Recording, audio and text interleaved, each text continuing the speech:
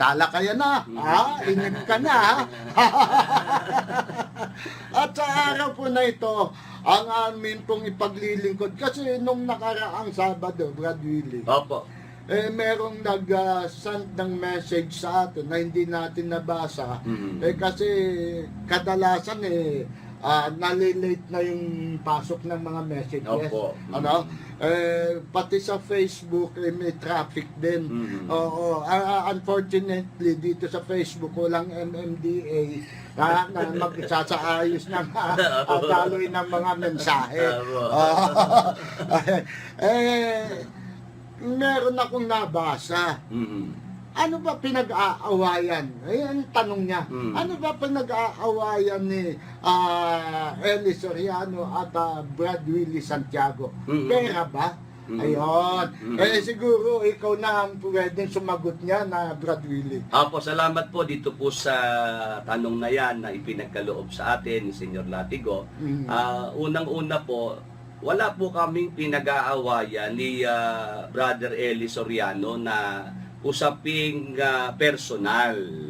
Ang amin pong pinag-aawayan, kung yan po ang tawag ng iba, Brother Archie, yung tungkol po sa usapin sa doktrina. Yung pong usapin tungkol sa mga aral na ipinapangaral ni Soriano dyan po sa kanyang grupo, na kung saan kami po ni Senyor Latigo, sinasabi naman po namin dito sa inyo na isang panahon po, Senyor Latigo, tayo po ay naging mga aktibong miyembro. At hindi lang basta aktibo, kakaiba ang pagiging aktibo natin. Dahil tayo noon ay naniniwalang totoo. Noong mga pagkakataon na yun. Saka po tayo po ay isang panahon ay mga pinagkakatiwalaan din naman ni Mr. Soriano. Tama po ba, Senyor Latigo? Tama po yun. Si El Jerry Gatmaitan, salamat Kuya Archie. Solid BBH. Sa aral o katuruan ang labanan. Yes, yun Sabi po ni Al Aquino. Yan. Nakuha po yung agad nating binibigyan ng punto. Kung meron man po akong mga pagtutol, mga pagsalungat kay Mr. Soriano, ay hindi naman po sa kanyang pagkatao. Yan. Tama. Senyor Latigo, bagamat tayo pong dalawa na naging mga pinagkatiwalaan din at naging malapit din naman kay Mr. Soriano, kung usapang personal ay kulang ang maghapon. Kung maghapon lang, siguro nasa 1/8 pa lang yung pag-uusapan natin. Kasi mahaba-habang panahon din. Na tayo talaga ay ano ba matatawag din? Nalin lang ba? Kasi po mga kaibigan, mga kababayan, talagang kung inyo pong sisiyasatin ang aming mga puso't isipan, noong kami ay naroon at wala pa kaming nakikita at nahahalata at nadarama na mga pagbabago at mga katitisuran, all out po ang aming pananampalataya. Kaya nga walang oras, walang pinipiling oras. Pagka sinabi ng Soriano na, tala! Sakay na kayo dyan at sugurin natin yung tarantadong mga ngaran na yan, at atin siyang pasinungalingan. Yan. Ganyan o kami noon. Kaso ngayon mukhang malaki ang ipinagbago at nawala. Tama po yan. Yung mga ganong mga aktibidades na lalo sanang magpapatatag sa pananampalataya ng bawat miyembro. Kaya nga ngayon po, mga kaibigan, mga kababayan, hindi po kami nakikipag-away kanino man. Wala kaming inaaway at ayaw namin ng away. Ang gusto lang namin, mga kaibigan, mga kababayan, ay imulat ang mata ng ating mga kababayan na masyado nang nalalambungan ng mga kasinungalingan. At Senyor Latigo, gusto ko lang pong ipaalaala dito po sa mga tagasunod ni Mr. Soriano. Mm. Ngayon po ay nire-record po tayo sa Apalit, Pampanga. Aha. Nandyan po yung sila Mel, Ah. sila Roland, yung mga kasama nila sa AdPro, sa AdSeat. Oo. Gusto ko lang pong i-remind sa inyo na meron pong video si Mr. Soriano kung saan siya po, Senyor Latigo, ay Oo. nag-aanyaya. Oo. Ang sinabi po niya ganito, verbatim, Mm. merong mali sa turo ko. Mm. Expose nyo ko. Oo. Handa ko kayong sagutin. Ayun, noon yun. Noon yon. Yun ang maliwanag, ha? Kasi noon talaga, ha? Ay, talagang naninindig ang balahibo ko, nangangalisag ang balahibo ko sa tuwing ipinagtatanggol niya, ha? Ang aral na kanyang daladala. Tama po yan. Na siya natin sinampalatayanan noon. Opo. Ha? Pero bakit? Ang sabi nila, kapag tayo daw ay lumabas doon sa samahan na yon, wala na daw kapatawaran, ha? At malulugmok na daw tayong lalo sa sa kasalanan at mapupunta na ang ating kaluluwa sa kapahamakan. Di ba? Opo. Oo. Pero sa pakiramdam ko, Brad Willie, Opo. ha, mga kaibigan, mga kababayan, ang pakiramdam ko po ngayon, ha, para akong nakawala. Amen. Ha? Opo. Nakawala ako sa isang samahan na nung unay sinampalatayanan ko na pagkatapos yung pala, papunta na kami sa impyerno. Kasi iba na ho ang mga aral na ating nadidinig. Tama po. Opo. Di ba? Opo. At bukod doon, mga kaibigan, mga kababayan, ang kanila pong inuugali ngayon, hindi na katulad din noon. Ha? Nagiging mga mapagbagsik na rin sila. Ha? Opo yan. Mapagtanim. Ha? At sila, nagpo-provoke na rin ngayon ng gulo. O, di ba? Totoo po yan. Oo. Kung talagang kayo si totoo, dapat, yung mga katulad namin, dapat pinangalagaan nyo. Dapat, gumawa kayo ng pamamaraan kung papaano ninyo kami maikukumberte uli na magsibalik sa inyo, para panampalatayanan uli yung mga aral na dala nyo. Pero hindi nyo na kami makukumberte. Bakit? Hindi nyo nga masagot hindi nyo nga mapamalian yung mga akusasyon sa inyo ni Brad Willie Santiago. O, di ba? O, basahin ko muna to. Sige po, Senyor Latigot. May mga Oo, napakadami ha.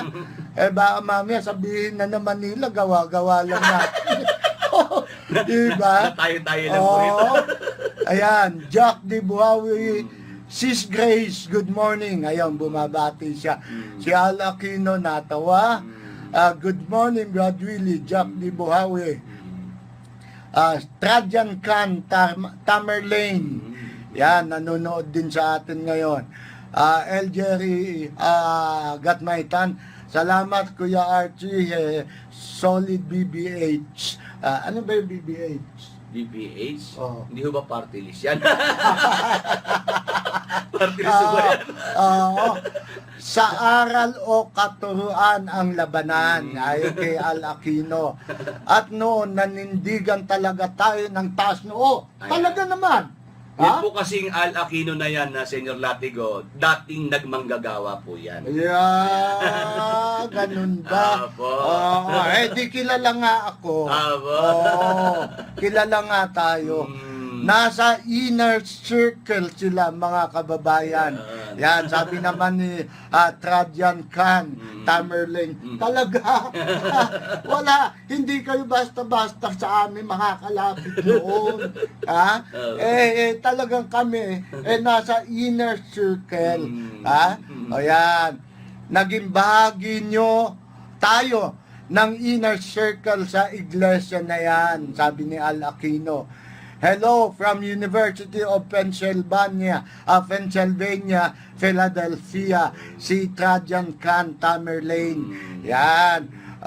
Hindi yan dyan lang sa Mercury. Hindi sa Philadelphia pa. Walang inaatrasan tayo no. Talagang wala. Isipin mo, pupunta kami ng Bicol, dadaan kami sa Bitukang Manok, para puntahan lang yung mga mandaraya kuno na mga pastor, di ba? At Alan Racco, ito po dapat ninyong mapanood. Ayan, salamat po. Si Noel Tapia, nanonood din po sa Santa ating Rosa, Laguna po yan. Santa Rosa.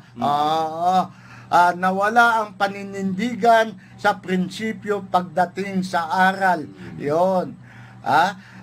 Kahit sa mayong sorsogon, lumulusob sila sa debate. Alam na alam ni Trajan, good morning po, sabi ni Noel Tapia. Si Grace Barrios, si Jack de Buawe, puro tawa na to. Ayun, good morning sa ating idol.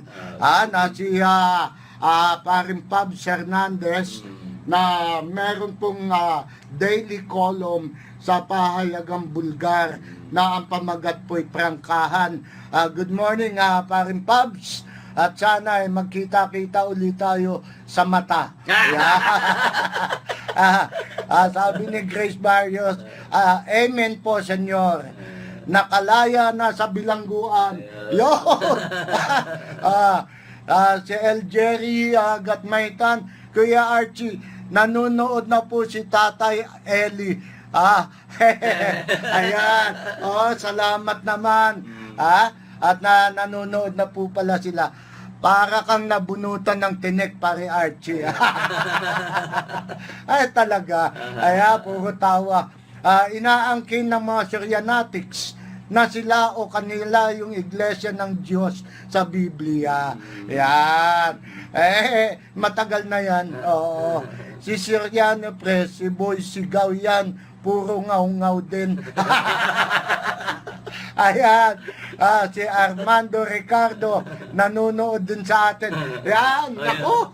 Ay, napagod ako sa kakabasa. Magbasa lang po ng mga mensahe, no? Talaga pong maraming oras din po ako. Kakainin, Ayan, si Rodolfo Santos Giling. Good morning po. Yan, good morning din po. Nako, tapos mababalita ilan lang daw, ang mga nanonood sa atin, lalo na daw ang mga miyembro ni Brad Willie, ilan lang daw at dyan lang daw sa sulok-sulok, kaya ayaw niyang patulan. Samantalang nung araw, Senyor Latigo, kahit isang lasenggo lang sa kanto, pinapatulan ni Soriano. Diba? Kaya lang naman tumaas ang kanyang ratings niya noon nung binabatikot na niya ang Iglesia ni Cristo. At nung mismong si Manalo ang kanyang hinahamon. Diba? Kasi ang katwiran niya noon, puno sa puno. Ang dapat na magkaroon ng usapan. Pero pagka miyembro lang, hindi ako po pwede sa miyembro lang. Paano ninyo mapapasinungalingan yan? Mamaya, hindi naman pala kayo mga otorisado. Yes. Diba? Ngayon, eto na. Para matapos na lahat yan. Eto na. May sariling samahan na pinamumunuan si Brad Willie. At siya ang kinikilalang pinuno. Bakit hindi nyo ngayon harapin? Ngayon ninyo isigaw yung puno sa puno. Di ba? Simple lang. Para matapos ng lahat yan, mga usapin na yan, puno sa puno.